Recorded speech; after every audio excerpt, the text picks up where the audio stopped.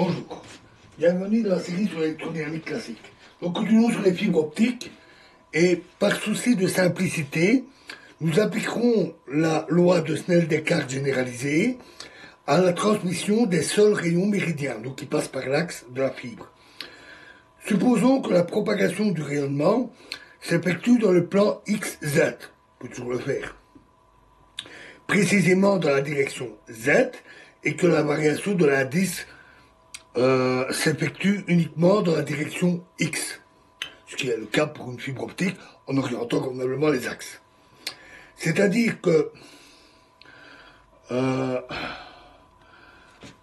l'on a n égale n de x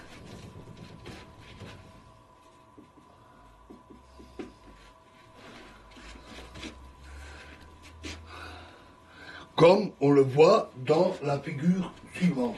Donc on a les axes Z et X, on a une trajectoire. En bas, ici, on a N0, là N de X. Ici, en partant de l'origine, on a un angle θ0. On a un point P, on a le vecteur de propagation K chapeau XZ,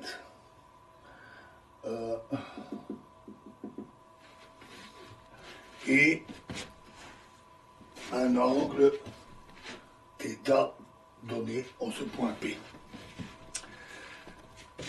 Donc soit maintenant un rayon qui tend l'origine des coordonnées sous un angle de θ0 par rapport à l'axe de Z, à une distance S sur sa trajectoire, c'est-à-dire au point P sur la figure, le vecteur unité K chapeau forme un angle de θx par rapport à l'axe des Z.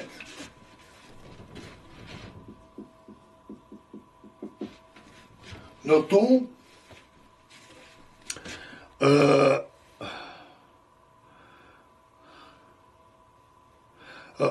qu'on écrit, on écrit θ de x et non pas θ de xz. Parce que sur la trajectoire, la coordonnée x du point P détermine en effet la valeur de z, modulo des multiples d'une constante si le rayon revient vers l'axe des z.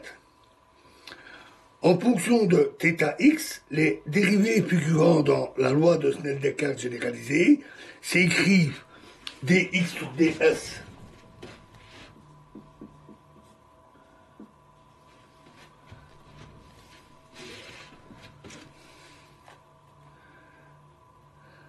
égale sinus θx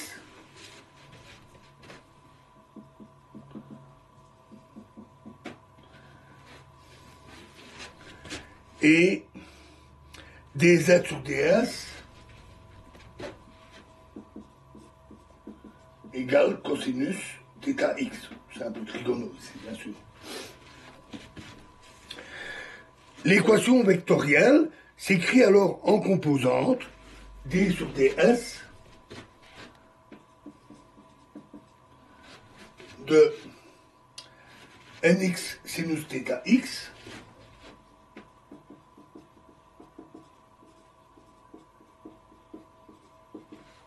égale dnx sur ds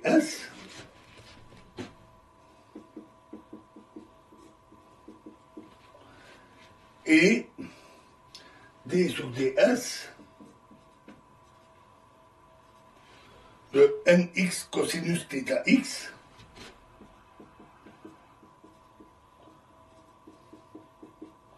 égale 0. Alors, la deuxième équation a pour intégrale nx cosinus θx égale n0 cosinus θ0. Donc, nx cosinus θx égale n0 fois cosinus θ 0. Le produit est une constante, donc le dérivé est nul. Si nx est une fonction décroissante monotone, comme il se doit, de x en valeur absolue, le rayon atteint alors, pour un θ0 donné, un maximum, un minimum dans l'autre sens, un maximum de x lorsque cosinus θ x0 max égale 1. Θ de x de x max égale 1.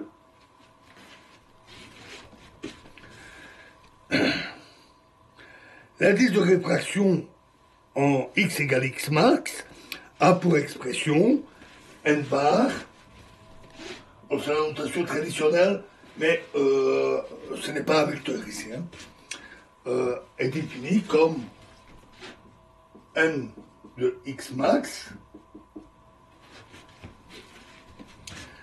égale n0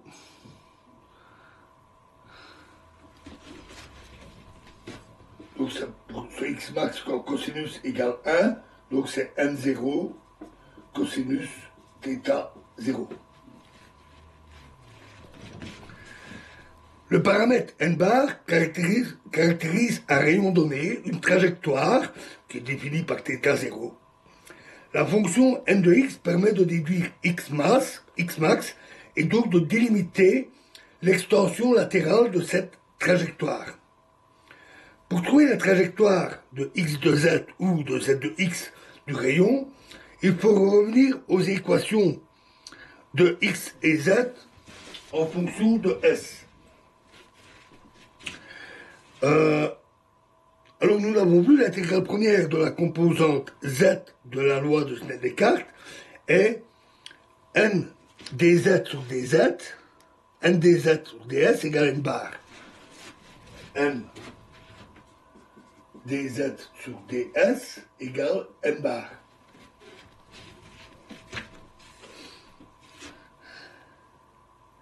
Cela signifie que nous pouvons remplacer d par d sur ds dans la composante x de l'équation par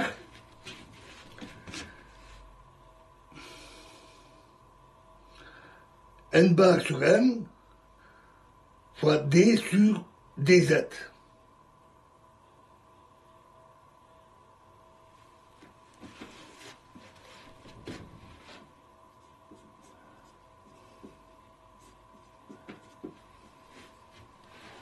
Simplement en extrayant le terme.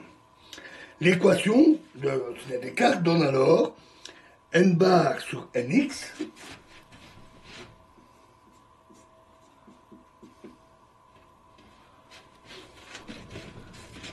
est-ce que c'est toujours lisible? C'est un peu juste. Je vais passer un peu ici. N bar sur nx fois d sur dz de n dx sur dz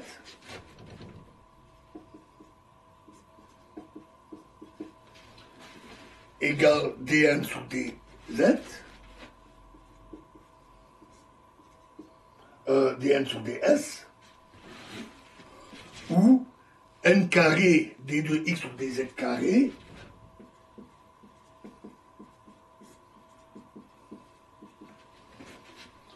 égale à 1 demi d sur dx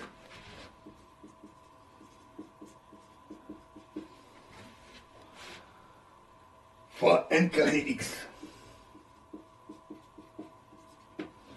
Voilà, une équation qui n'est pas très difficile à résoudre. Nous verrons cela dans la prochaine vidéo.